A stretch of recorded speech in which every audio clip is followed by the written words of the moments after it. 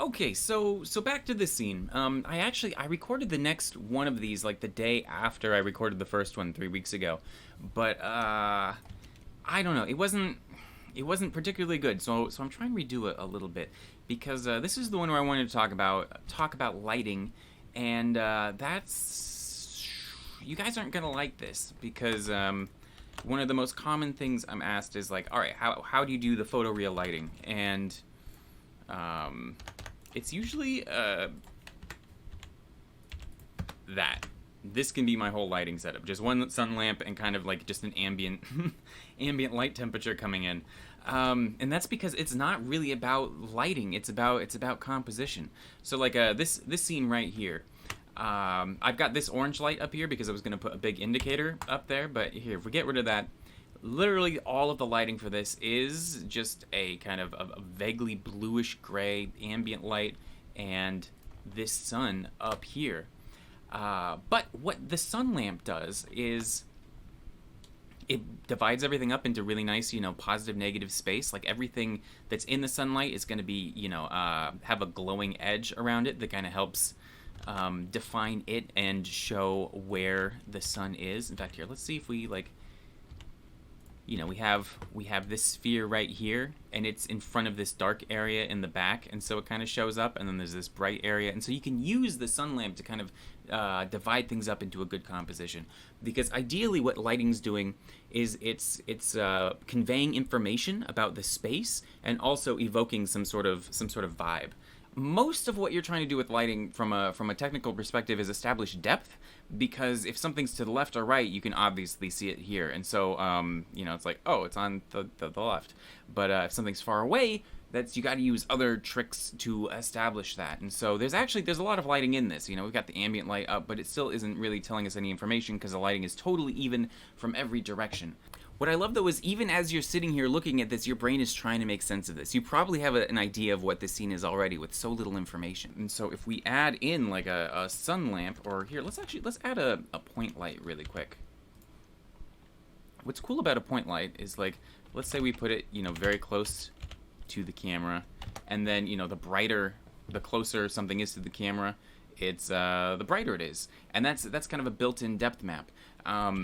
Same with, like, a light at the end of the hallway or something. It's really easy to establish depth with lighting. In fact, I love having lights in the center of the scene because then the foreground objects can kind of create, can kind of frame it with darkness, with silhouettes and stuff, and then you have all of this cool lighting in the background that you can play around with, and then stuff gets kind of further off into the darkness again. That can be a really interesting way to make compositions. In fact, having big, soft, when in doubt, a big area light over your scene like this is always going to make something look pretty cool. Just when in doubt, stick a big area light over the top of it. It can be a very Hollywood type of look. But yeah, this can be a fun composition. Another thing I love to do is adding a sunlight coming in from the side that's being broken up by all of these objects here, dividing basically the depth into these cross sections of light and shadow. And that also means you get to have things kind of coming in and out. You could have let's see. You can have little things here kind of just like playing around in the silhouettes, and like obviously this is just for making like a city type thing, but it's ways of building compositions and stuff that provide information and also kind of make interesting spaces. So in the case of these spheres here, you can see that they look about the same size from this perspective. You can't really tell where they are. If I move the camera like this, you get that perspective. You get the parallax. You can obviously tell this sphere is smaller in the foreground than this one, in the background.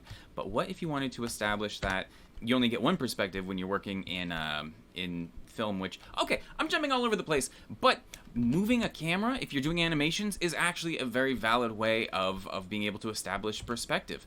Like, I love shots like this because I don't have to work as hard to establish the perspective, and this gives you a lot more information. This shot right here is pretty fun, but it actually doesn't work particularly well as a still. Like, as long as the camera's moving, you go, oh, look at all that depth. But if you pause it, it's just a big mess. This actually isn't that great of a shot. There isn't a focal point, really. Like, this area is a little bit brighter, and this is kind of dimmer, but it's just kind of noise. But as soon as you have that camera motion, suddenly it kind of draws you in a little bit, and that's a thing to keep in mind. So, and obviously, you know, this can be, if we add an ambient occlusion and turn up the distance, we'll get, you know, these shadows like this that can establish where things are. Like if we stick this next to like that wall or something, and if we jump over into cycles, everything is more lighting accurate and even more obvious. Well, actually, that's still kind of a mess, isn't it? But if we did our trick with like putting a point light towards the end or something, or even just like, even if it's not that much brighter, but it's just like a color, like, you know, in the background we put some gold, and then in the foreground we put, you know, pink or something. We're dividing it up into this depth.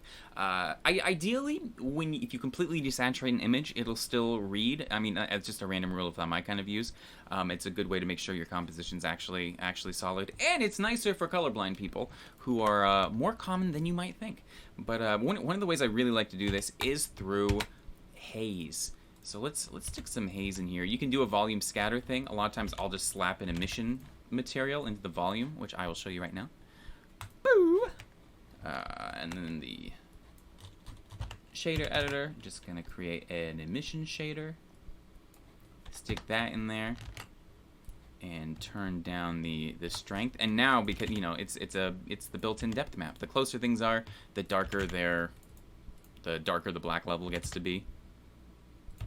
And now it's very obvious where these things are in 3D space. And so that's, ideally, like, I like to be able to look at my, when I'm working on composition, I'll just scale way down and I'll zoom way in just all the time. Because if something works as a thumbnail, a lot of times that means the composition's solid overall. And, again, rules are made to be broken. Sometimes you want something that's just like, you know, complicated and you have to look at it for a minute. One thing I had a lot of problems with, actually, the splash screen. And this is an earlier version of it, when it was in progress, and I was having a lot of trouble because first I was trying to have this nice dark kind of high contrast silhouette in the foreground, and he works really well, especially compared to the gray of the background. But then I had the boat going on here, and I was trying to do a little bit too much here. I was trying to make it darker than the background. In fact, let me show you the depth map. See, it works great here. Like, this is the composition I was trying to do, kind of the darker foreground areas, mid-level boat, background, and then the kind of the distant background. And this was exactly what I was trying to do. But by the time I put in all of my lights and stuff, like, so I was trying to define this boat in too many ways. One, by kind of being a mid-level dark object, but also by having all these little lights on it. And then also I added the sunlight to help kind of like add this, ideally an edge to help make it pop from the background, but it's such a complex silhouette that honestly just kind of muddied everything up. And so instead I just threw everything I could into the background to haze it up and kind of make it neutral. And I was able to dial it in, you know, a little bit better. You know, something kind of like this, where you can read it, but it never got the clarity of that depth map, you know. And so that's a way where sometimes you can just make things a little bit too complex. It still works, and I'm still, you know, very happy with it, but compositionally it is not the strongest thing that I've ever done. In fact, this whole background here, all it's trying to do is stay neutral. It's trying to stay out of the way so that you can easily, you know, read these shapes. This big gray rectangle behind him here, like, that's not an accident. That's to help let all of these little details really read. Another thing that helps is just perspective. Like, we know that, you know, lines like this converging, things get smaller in the distance, and so if you can put some sort of like grid or something into your scene, it's just going to help the whole thing kind of read a little bit overall. People know exactly, you know, what's going on when they see a situation like this. Oh, and so, like, if you have a sun lamp coming in from a certain direction, you know, especially for spheres and things, we go, oh, okay, the light's coming in from that direction. And if you have, where's the sun? If you have kind of a different color light coming in from, like, over here that's, like, you know, blue, that's going to easily establish, you know, like, oh, okay, well, that's, if it's orange, it's facing that way. If it's blue, it's facing that way. If we do something from below, honestly, keeping from below dark will help our lizard brains a little bit, but from above. And it's basically a built-in normal map for real life. It just lets us look at it and go, oh, okay, I know what's going on here. I know what direction's which. And that's because of, like I don't know, in real life, if you hold up a white ball, every part of it is reflecting a different part of the environment, and every bit of it has a slightly different color because it's picking up the light bounced from, you know, like your red carpet and the blue sky and the green trees and all of that. And it's really easy to do that in CG because of HDRIs. HDRIhaven.com is an incredible resource that you can download all of these for free.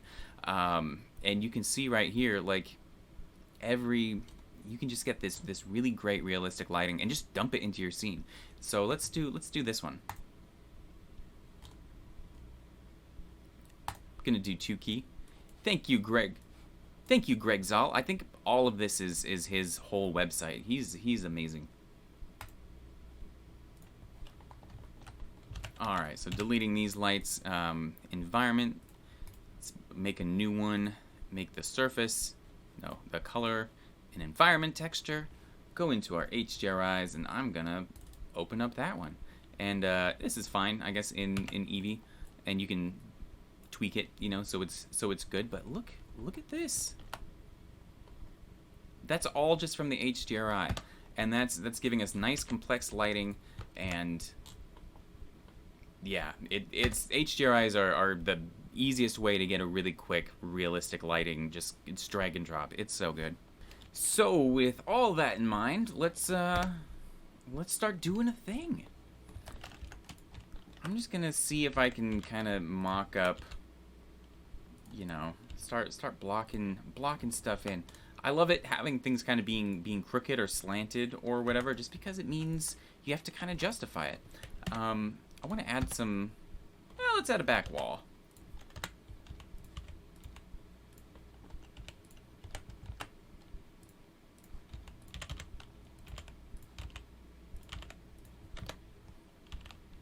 Okay, so maybe this will be kind of a little building behind him.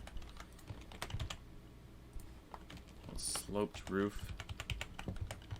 Apply the scale, and the bevel will actually apply at a 45-degree angle. Balcony here. Cool.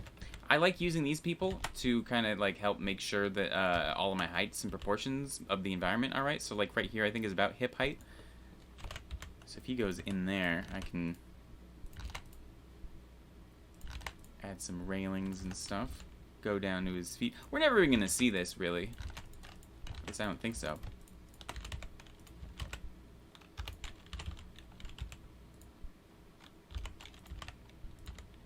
But now we got something.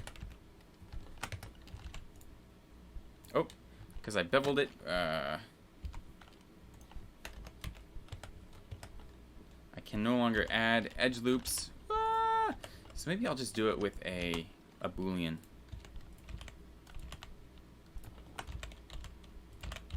And again, if this intersects with the ground a little bit, I'm not really gonna care because it's just the way stuff is. This is basically the end of this isn't a tutorial or anything. This is just me doing it, you know. I say that to take the pressure off myself, because otherwise I feel like I have to keep up, you know, this inane stream of consciousness for the entire time. Let me turn on screencast keys. This was used using the bool tool. Basically, you can model the negative shape and then hit Control negative on the numpad, and it just puts it right in here, which is very nice. Let's scoot these bits back. Yeah. Oh, and I still can't.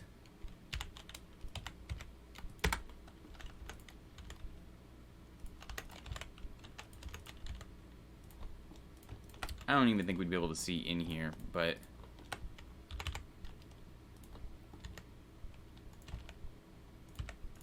there's a little market interior, a little stall right there. Yeah. One of my goals is I really want to just make it feel as if there's as many little places to run into and explore as possible. I want it to feel as if you could, like, around every corner, you could just keep kind of going. Just because I think that's fun. All of my dreams are usually of exploring very weird locations, and so I'm kind of just trying to make it feel as if it's like a dream. A little bit, or at least like one of my dreams. Maybe that's weird.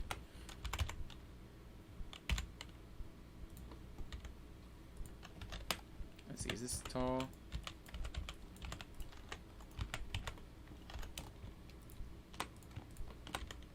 Let's see. Let's maybe add like a little thing where signs could be. Yeah, let's scoot this whole thing back. Little awning.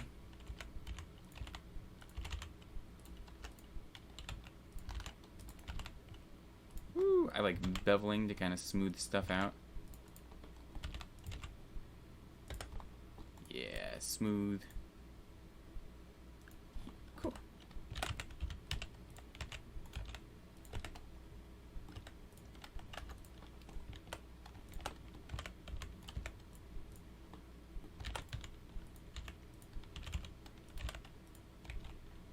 Okay, just kind of trying to see where stuff should be.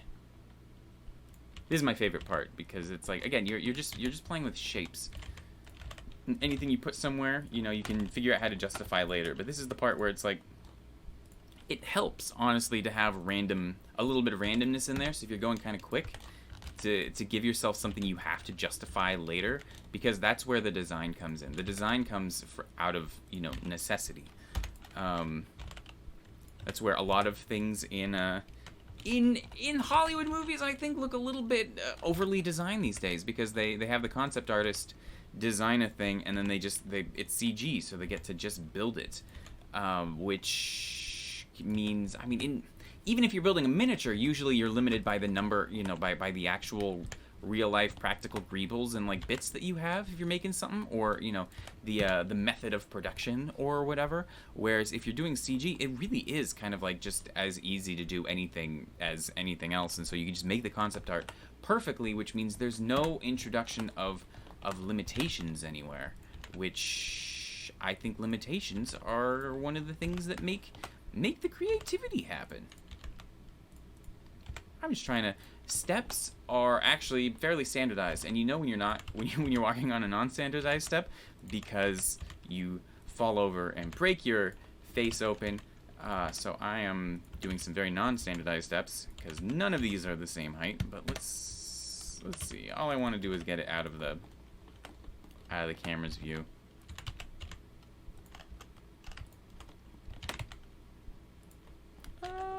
Don't totally know what I'm going to be doing here, but let's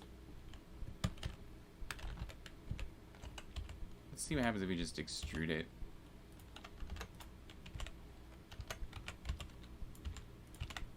Oh. Rotate that, flatten it.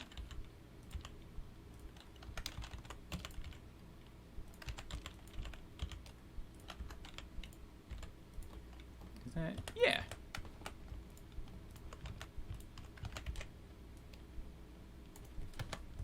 That looks about accurate.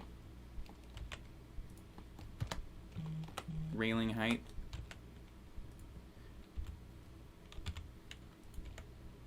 That's the thing I remember finding out, is just like, I thought tables, you know, were like chest height or something, and realizing that they're actually like below your pelvis. Like, tables are fairly short. Was always kind of an interesting revelation.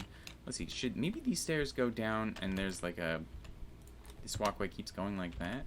I don't even know if we'd see it.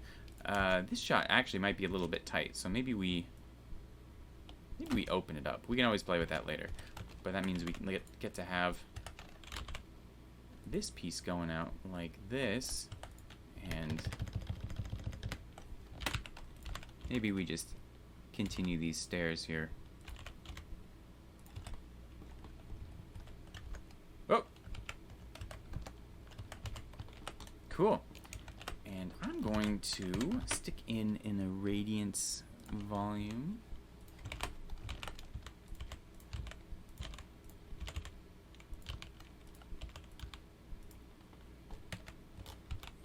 And maybe I'll stick in, I think it's going to bake fast, and they're not very big, so I might just stick another one in here just to make sure that it's got enough kind of resolution going in it. And go to bake indirect lighting, and it should bake it based off of the current thing. And that's Irradiance volumes. I've talked about them a lot. A lot of people have talked about them a lot, but they're the way to get Eevee to look at all like cycles. Now you get those bounced bounced lights and things like that that like you don't normally get in cycles anyways. Untouchables.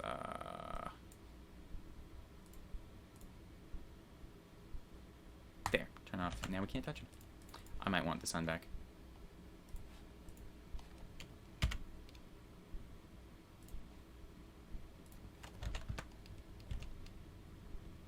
Cool. Let's try adding a railing. Right now, really all I'm trying to do is get the pieces in there that so I can see what the composition, you know, looks like. And I've already set up basically the lighting that I'm gonna want for this scene, and that's because the way I assemble the scene is really going to dictate the lighting, and so kind of it all works together. You know, I established that. I feel like I need to keep this stream of consciousness going. Da da da da da da da da. But maybe you folks at home think that I don't.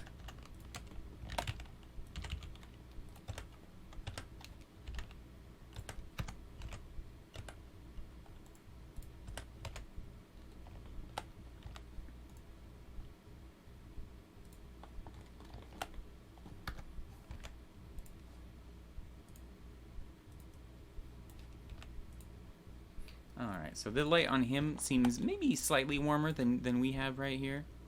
So I'll just warm this up, and that feels a lot better. I think this is honestly a little bit too bright compared to him, but we will see. I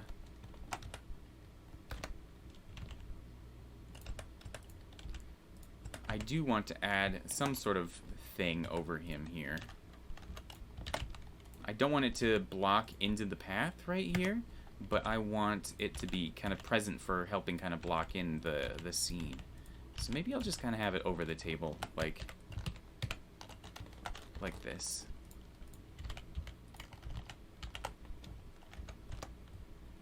And then inset, extrude. I can put lights or something up there. In fact, let's dangle some little things here.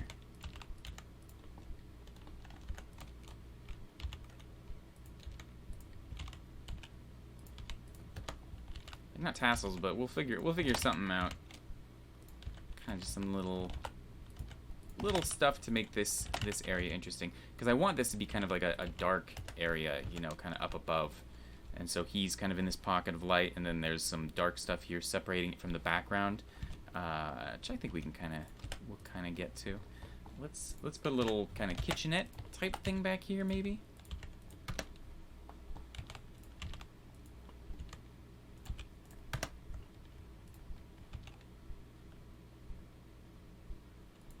Interesting.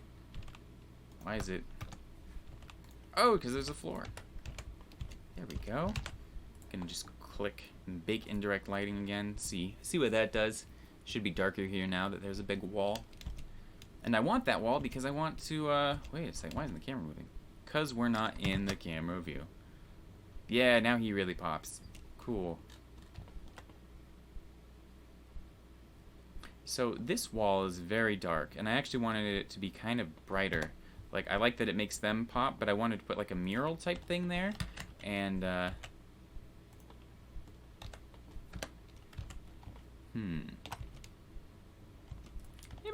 maybe I can put them there. I'll put them like that. So these are going to be like two little, like, random police officers or something, and they're going to have a weird little murder ball, which I modeled a while ago. But I'll put it in sometime later. So I have this guy, and it's going to be, I don't know, they're a little bit of like kind of just an old fixture. This whole place is supposed to be a little bit of like a historical preserve, and so they're there kind of to keep the peace, but also like to just be a tourist attraction a little bit, I guess. Think like the Beefeaters, or like, you know, the changing of the guard type situation.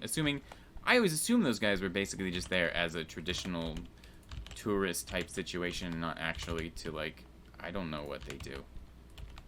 I think they're just for fun. No, I don't know. My ignorance about British culture is showing. It's that little window.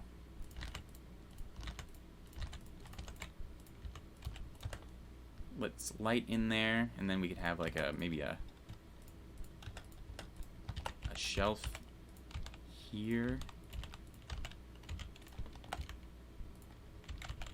where they could be stacking, you know, different sauces. A cabinet underneath. I don't even know if we're gonna see this in the shot. We'll find out in a second. Not really, but we could.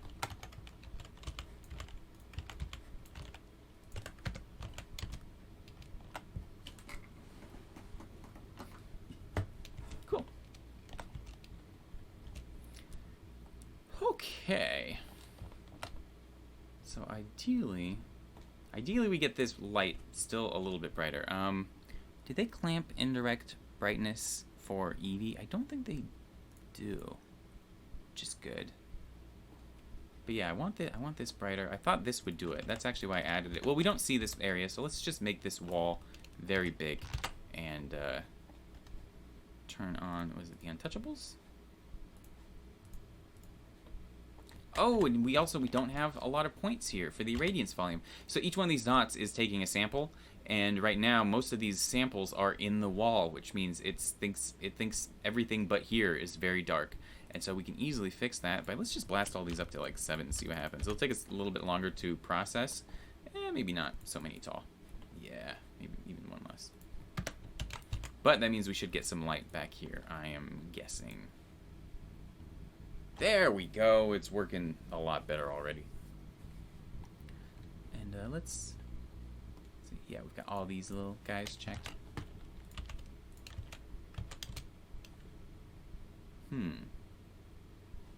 So by the end of this year, we've got a lot of empty space over here, and I'm really excited about this tiger mural I'm going to be adding. So maybe I will just extend this wall a little bit.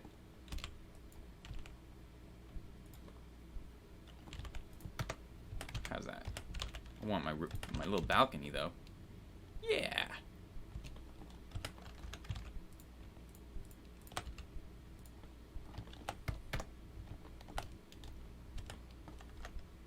Ooh.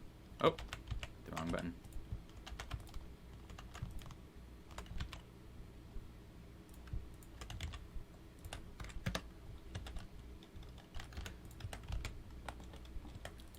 Let's see, maybe add a couple little like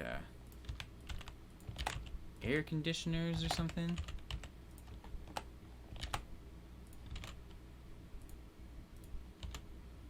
It's just like grabbing a random face and extruding it, and then trying to be like, why would they do that? What is this? It's like, I don't know, man. It's a flag holder. It's it's a system for dumping garbage. Yes, of course. And we'll add a little flap that's stuck open.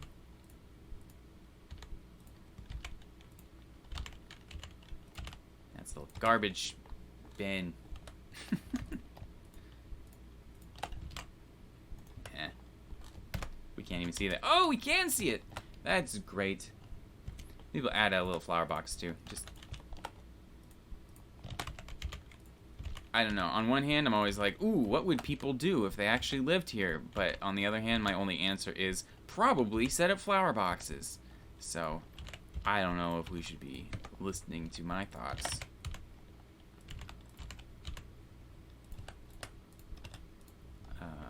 So this is a building inside another building. This is part of a market, which is like in a big old like dome type stadium thing. And so if we want, you know, we can add in, you know, random. A really good way to like make your scene feel more interesting is to add like shadows from something off camera. It makes the world, like, even if it's just dappled leaves or like branches or something like that.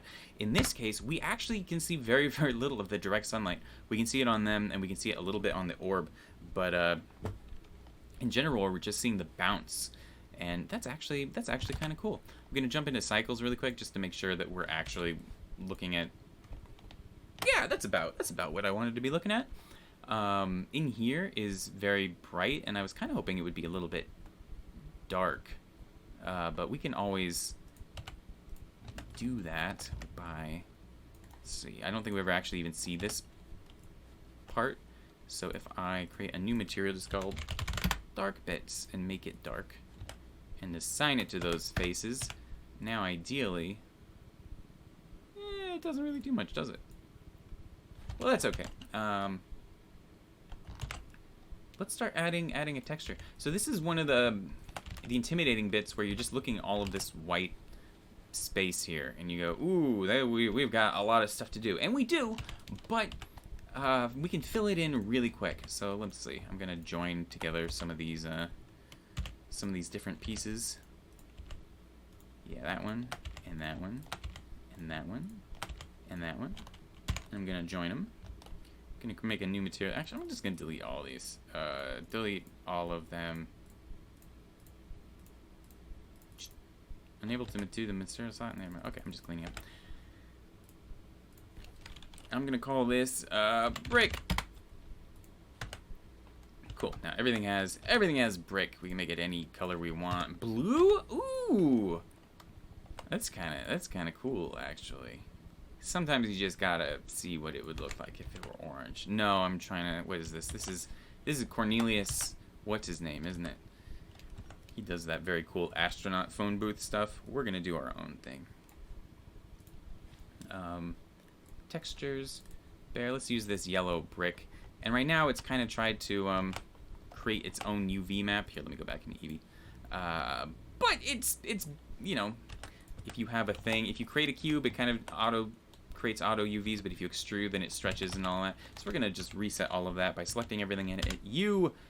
Cube projection, and now it just projects from, you know, each individual axis. And here we go. Let's scale it up. Ooh, I'm gonna apply the scale. It looks like if it's stretched like this, a lot of times that means it's the object is stretched. So I'm gonna apply the scale, Control A, and try cube projecting again. And let's see. Now the bricks are a lot more uniform. That's just a nice thing to know. Hey, look at that. Okay. Already, that is much better. And now we just fix the stuff that we don't want like that. So all the floors, I'm going to say Shift G with the floor selected and select by normal. And now every face that's oriented upwards is going to be selected. So now I can go in here and add a new material. New floor. Assign. Great. And maybe make the base color an image and load in just something wacky. I don't know. See anything flourish? No, that wouldn't be good. Wait, where? I'm trying to do a call and response type thing, you know, like a kids show. It's great.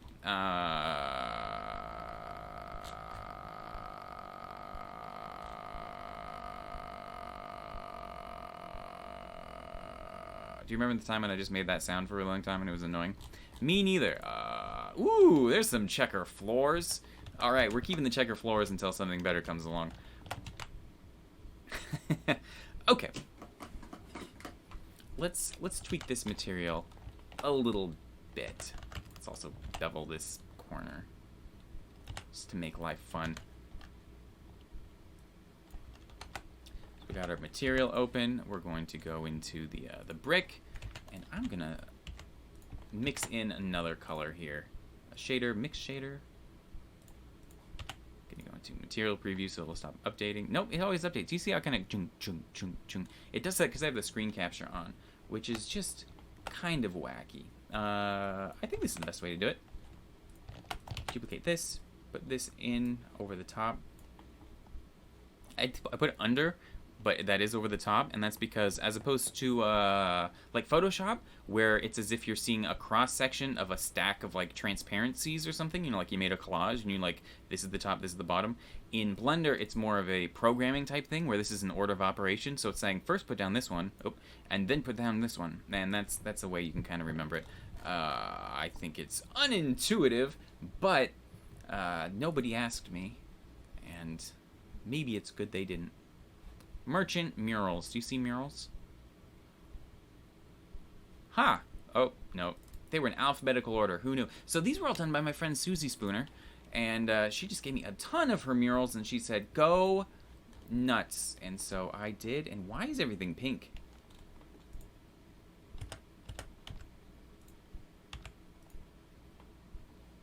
Okay, this is a legitimate mystery. If we go straight from bricks... Oh, okay. We go back. And the tiger is pink? It's the mix shader. Oh, it's because I used a mix shader, not mix RGB. And so it thinks it's a shader, but it isn't a shader until it reaches here. Okay, well that's unnecessarily confusing, isn't it? Cool. Okay. So. I am going to use the color of the brick to control the mix factor. And that means the brighter that the bricks are, the more you're going to see the tiger.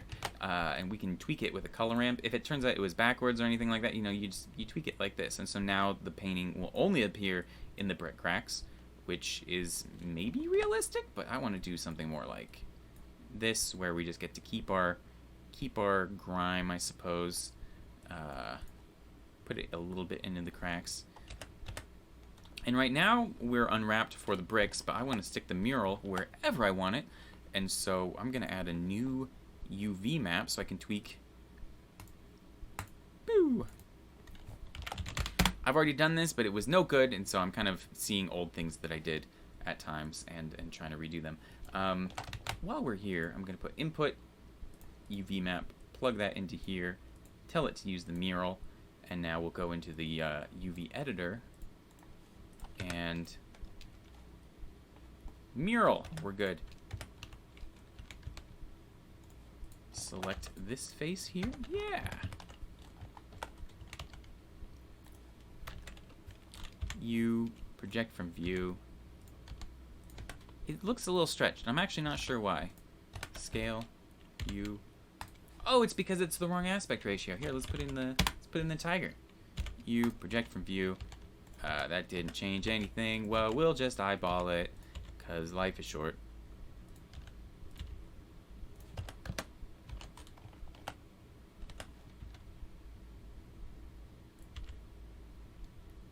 I like it! So one problem now is there's this mural everywhere else. So I might just select the inverse of this, and maybe I could do white, or I can just grab this bit right here, and so everything will just have this weird kind of blue. That's nifty, actually. Yes, that is great, and I love it. It's not the yellow kind of base I was expecting, but that's a-okay.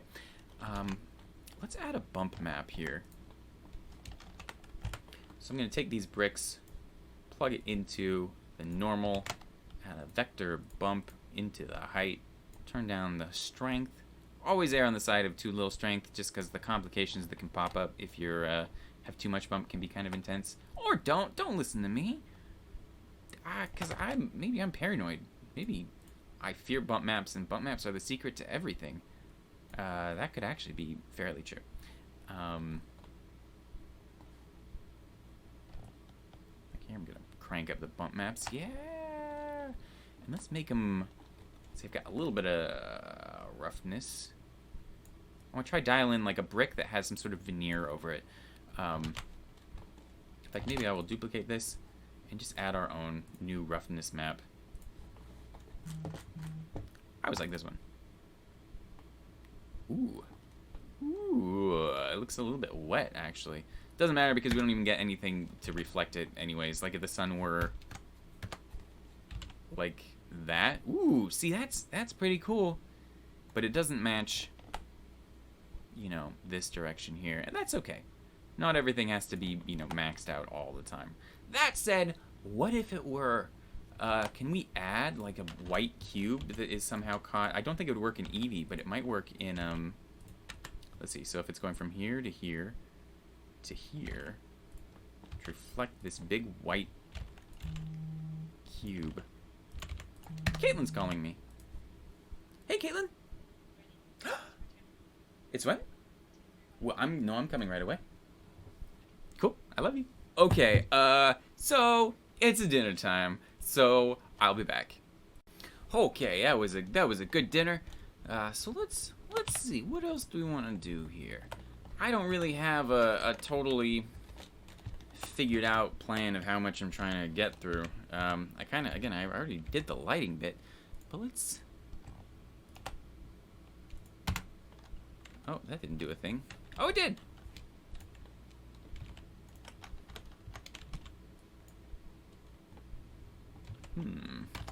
How do we select this here?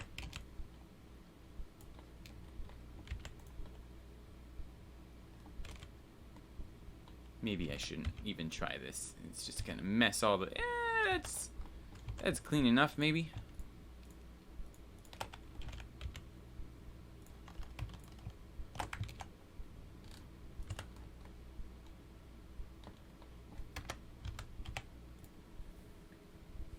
Okay. And maybe I'll put just the default yellow bricks back on a couple of these parts here. In fact, let's make these like a black plastic. And this is the fun part, or just kind of where it starts, you know. I probably keep saying that. This is the fun part, but it is the fun part. It's first, the fun part's kind of blocking it in, and then it's kind of fun taking the details and kind of figuring out how they're actually gonna, you know, work. Okay. So I might put some different signs and stuff on these railings. Something kind of like that.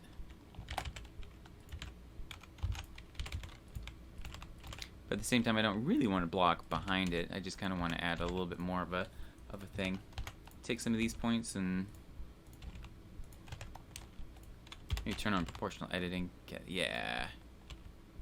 Sometimes I like to bend it, and then I'll just try to put it back, but not like perfect, so it looks as if it's kind of been repaired. I don't know if that actually helps. That's too much, isn't it?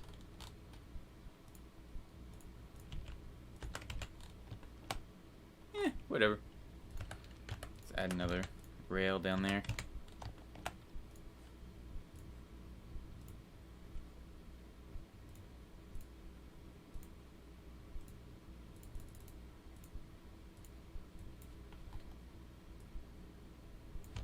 Okay. So, yeah, let's add this. Let's see, brick. We'll call this new. Oh, I guess I could just, yeah. New mural, no mural brick. Assign. Cool. Maybe all these back ones. And I think all we gotta do is bypass this mix node here. Delete all these, and yeah, there we go. Now there's no mural on it, and that's great. Maybe we do the same thing here. Cool.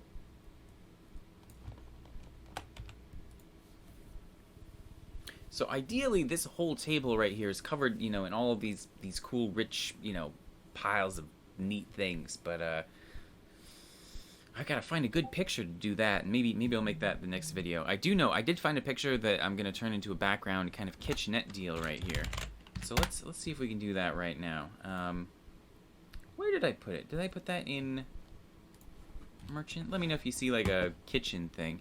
I keep saying that. That's the third time I've said that in this video. Oh, there we go. The ovens. Principled. Yes. Go into material view.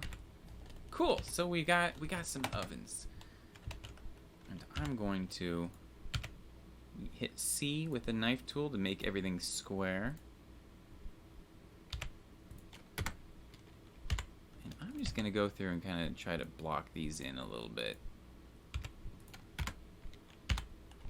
And then we'll clean up all of this in the UV editor real easily.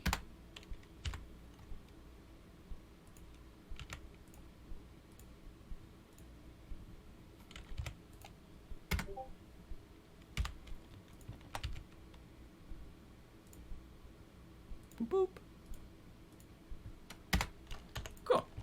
Now delete all these naughty bits. Oh. And open up the UV editor. What are these called? The ovens? The ovens, yeah. The ovens. And we just line these up here with the corners. And then we get to decide how detailed we want to be. Oh, this is huh. I don't know what that... Oh, interesting. Or is it interesting? It's just a little extra guy.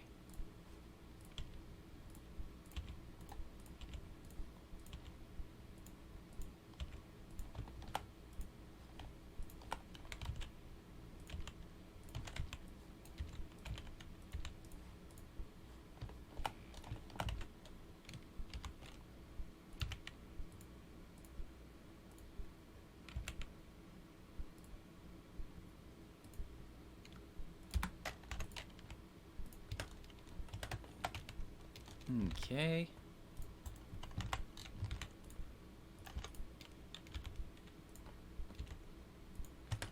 And if it ever gets weird, kind of like this, where you can see the back face also, go down here to viewport display and just uncheck show back face, and that should fix it. Okay, select everything, extrude it backwards. And if we want, we can select all these edges here. Go to the side view. View, project from view, and just stick them somewhere metal. There we go, and now they all have a, you know, a border. You can always be more. Do I have a piece of fuzz in my optical mouse? I do. That explains. It keeps kind of veering unexpectedly. Hopefully that fixes it. The aspect ratio here is a little weird, so maybe I'll scale it vertically. And not that we're even going to see this bit. I'm just showing you how you could do stuff like that. Everything should probably use a little bit of a bevel. And this is probably good, but yeah, I'm not gonna go nuts on this, because it's just gonna go right back here.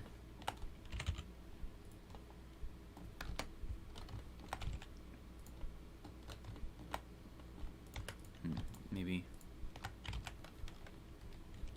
move this wall out.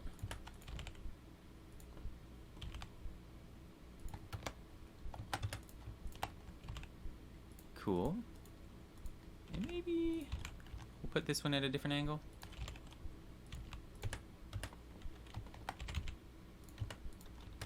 We'll add a little hallway. Nobody could fit in it, but that's okay. It's cramped. Cool. Shift S, cursor is selected. Add an area light up above there. And it doesn't have to be bright because it's fighting with the sun, and the sun is very bright, but maybe we can slip another color temperature in there. I've been using red to kind of just represent kitchens. It's like the flames of cooking, but I think maybe just keeping everything neutral and dark. Yeah, that's good.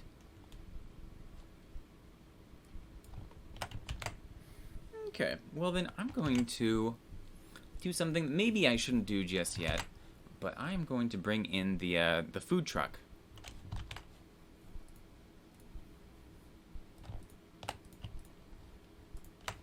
I don't know which one it is. We will find out if any of these are right. Okay, looks like we got we got a lot of goodies here. Most of them are not what we want.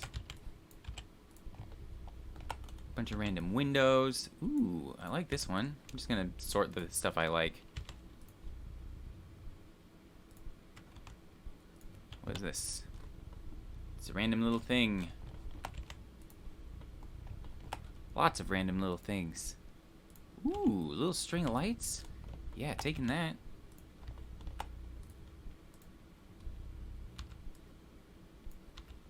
Okay. So deleting all of this. And let's see what this truck has for us. Besides unlinked materials. A lot of times it's fairly easy to link materials back up.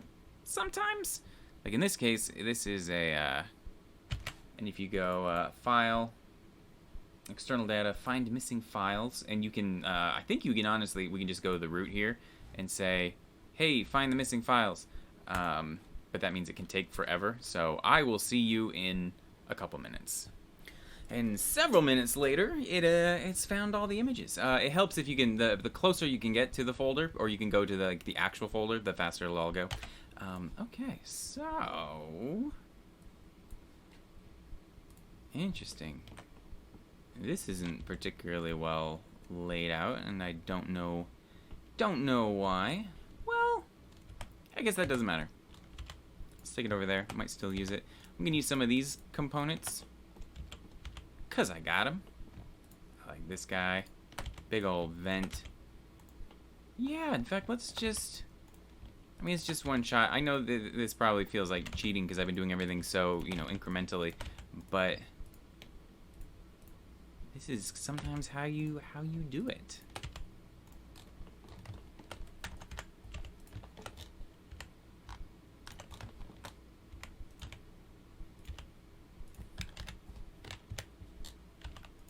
Okay, so let's see if we can just kind of nestle this in here somehow. Let's get rid of this guy.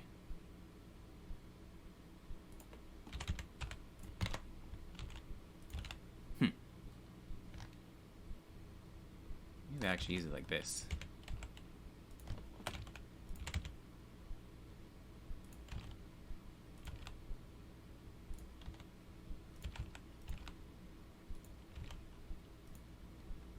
Yeah, okay.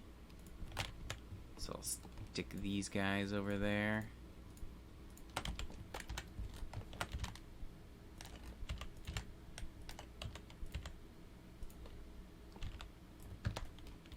I don't even know if we can see that. Oh, we can totally see that. Yeah, that'll be cool. Just a little foreground thing.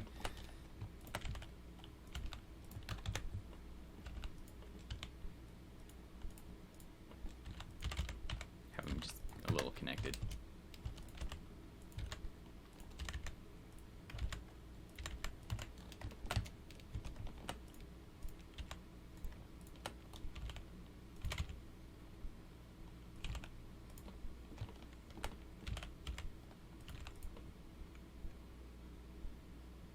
Yeah, that's kind of nifty. Let's see. I'm gonna stick this guy over here. Maybe move this air conditioner.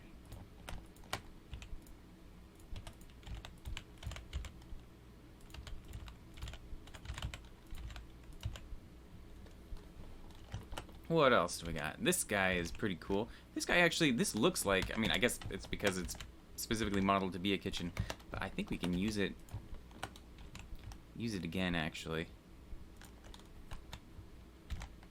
Don't have to reinvent the wheel all the time. Yeah, this could just be like more of a kitchen, kind of the little, you know. Yeah.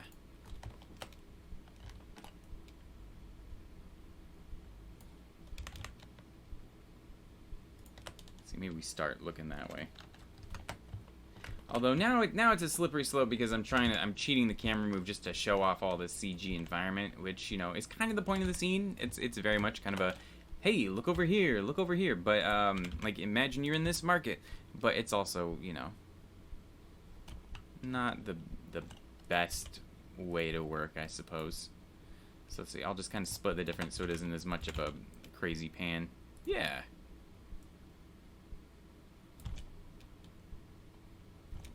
Cool.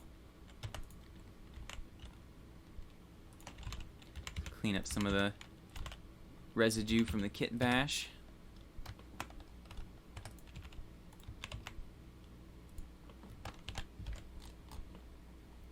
I like this random little chunk of stuff. That's pretty cool, actually. Let's see.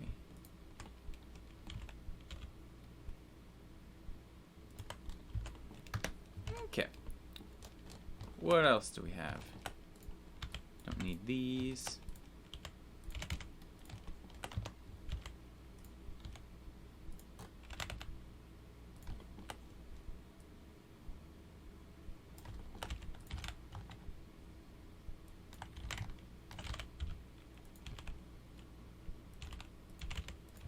Okay, and how's this look rendered? Hey, that's interesting, actually. That's cool. Okay, so I have... Let's see, can I see... Why can't I see my lights? There it is.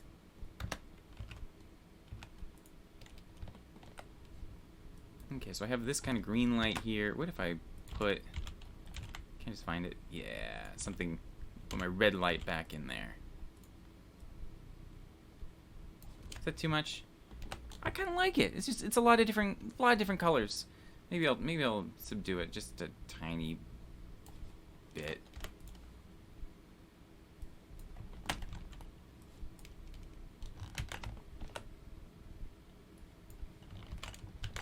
Cool. All right, let's keep going. The actual reason I went for this scene is because I made all these bottles. And they're just, you know, super low poly models where I what's the shader? Yeah, it's just the image of bottles, you know, projection mapped onto these things from the front going into a glass shader. That's great. That's lazy. I love it. Let's grab them and stick them over here. That said, I think these bottles are... I didn't make up these logos or anything. These are just, like, actual weird beers from somewhere. Line them up to about the right size.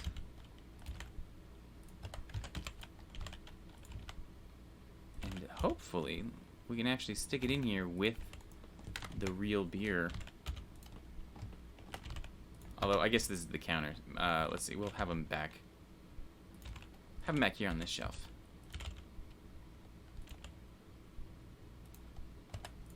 Cool. And where's the sun hitting? I want these to be in the patch of sunlight. Ooh.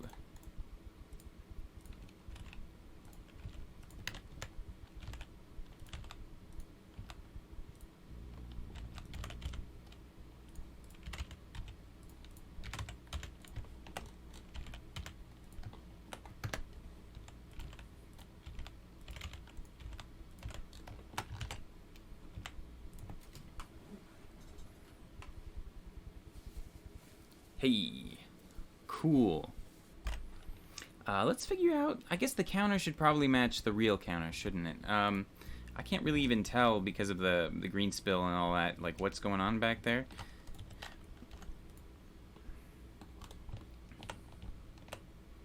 I think I'm gonna put a, just a random blocker because this is vaguely transparent here. I'll just put something down here just to catch this background maybe. Yeah, I don't know if that's helping. And these guys, countertops, I think it should all be a little bit darker.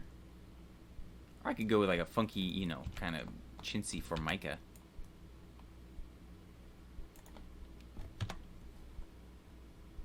Let's do another countertop, because I think that countertop is actually assigned to like everything. Actual countertop. A lot of times, file names and stuff, it's like, hey, you shouldn't use something more descriptive. It's like, yeah, usually the way I find my materials is just by clicking on the object and being like, that material. It's very rare I'm actually searching for specifically named materials. But a lot of people do, so if that's your workflow, you know, definitely do that. See if you can find something that could be a good countertop. That's kind of a nice texture. Ooh, I haven't used these caution lines in a minute. I should do that. Project from view. Yeah, it kind of reads it like a cross between metal. I mean, the galvanized metal is like a Formica situation. Ooh, I like that seam. Can I just add a seam with the mesh? Yeah. And then model to it.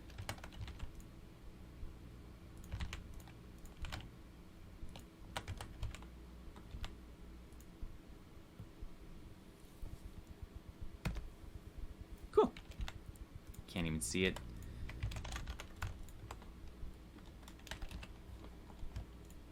Let's apply this to the countertop too, and down here.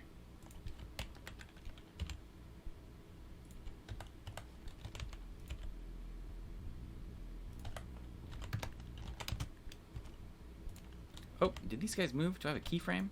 Did I move the... Oh no, that happened.